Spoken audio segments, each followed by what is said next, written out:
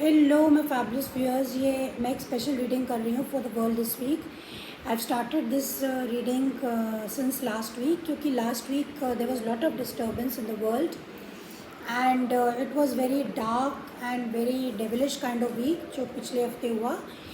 और इस हफ्ते क्या घटना घटित हो सकती है, I have already got the 3 cards for you, the chariot, the empress and the lovers.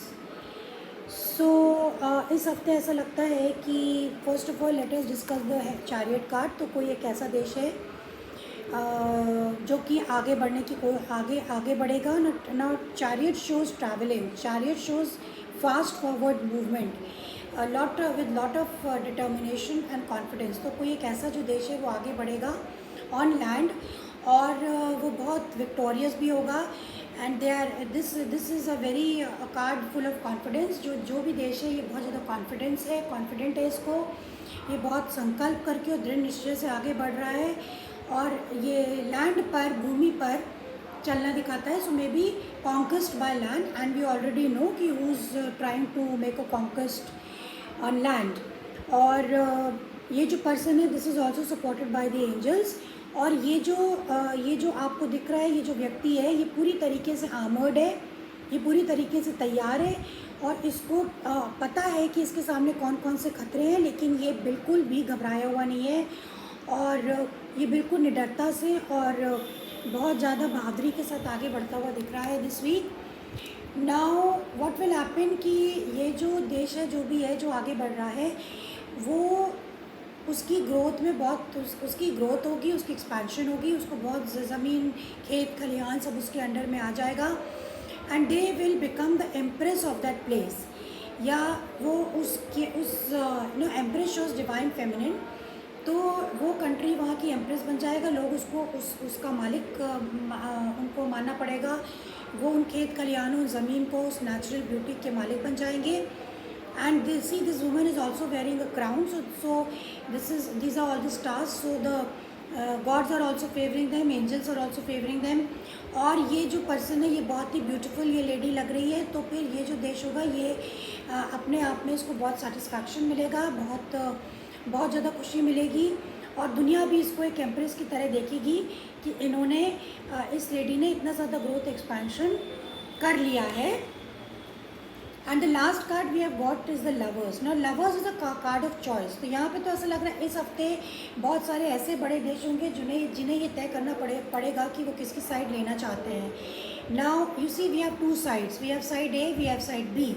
तो कौन ए साइड में जाना चाहता है, कौन बी साइड में जाना चाहता है और क्या वो सही चॉइस कर रहे हैं कि नहीं, इसके क्या नतीजे निकलेंगे, ये सब पूरे वर्ल्ड को सोचना पड़ेगा। So I think the most important development this week is that countries will have to make a choice।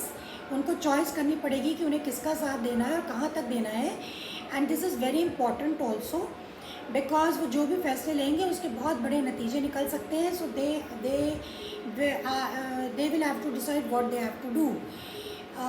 Now bottom of the deck we have the hierophant. तो हायरोफांट शो करता है कोई ऐसी बॉडी, कोई ऐसा पर्सन जो कि एक रिलीजियस लीडर हो सकता है या फिर कोई पोप हो सकता है या कोई फादर हो सकता है या कोई ऐसी बॉडी हो सकती है जैसे कि यूनाइटेड नेशंस।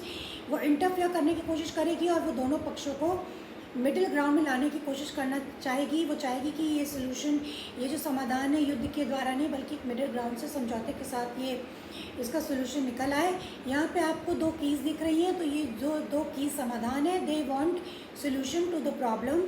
वो समाधान ढूंढने की कोशिश करेंगे और ये एक अथॉरिटी है, यानी कि एक महत्वपूर्ण बॉडी होगी, महत्वपूर्ण व्यक्ति होगा जो इन दोनों पक्षों को समझाने की कोशिश करेगा, बीच में लाने की कोशिश करेगा कि बात आगे ना बढ़े और कुछ समझौता हो सके। और दिस पर्सन, ये बॉडी बहुत ही ज़्यादा इंपॉर्टेंट है, महत्वपूर्ण है। ये पर्सन बहुत लर्नेड हो सकता है, बहुत इंटेलिजेंट हो सकता है, गुरु हो सकता है, कोई भी लीडर हो सकता है of any country. So definitely, लेकिन ऐसा भी हो सकता है कि यहाँ पे कुछ सडन चेंजेस हो जाएं जिसकी हमने कभी कल्पना ना की हो। So things can always change. कुछ सडन चेंजेस भी हो सकते हैं, सडन डेवलपमेंट्स भी हो सकते हैं, लेकिन फिर भी यहाँ पे ये कोशिशें जारी रहेंगी कि शांति बना ली जाए। Okay, so this is what it is showing me. तो I think this week is very important कि यहाँ पे ये तय किया जाएगा, यहाँ पे कैंप्स बन जाएंगे कि कौन कंट्री किसको फेवर करना चाहता है या किसको सपोर्ट कर रहा है. This will be the important issue this week. Now the according to numerology we have number 6. 6 number is important.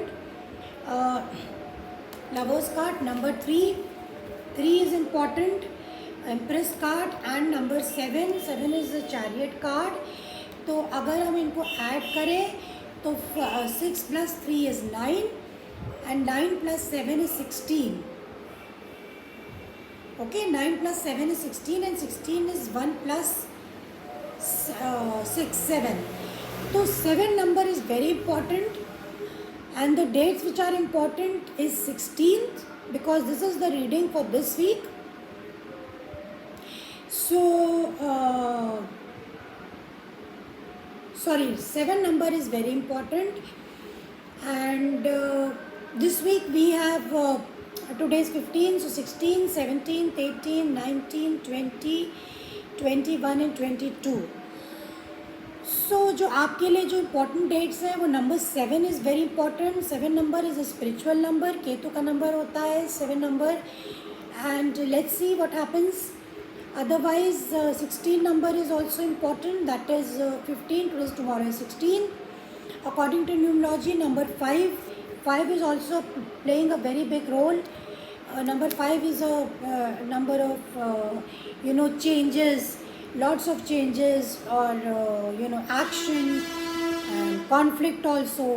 So this is what I have. तो ये वीक पिछले हफ्ते से तो डेफिनेटली काफ़ी बेटर दिख रही है, और हो सकता है कोई सोल्यूशन भी निकल आए this week. So 4, 3, 7, 16 and 5 are important numbers this week. So let's see what happens. तो अगर आपको ये इस टाइप की रीडिंग पसंद है तो please hit the like button and subscribe to my channel, and see you next time. Till then, bye bye.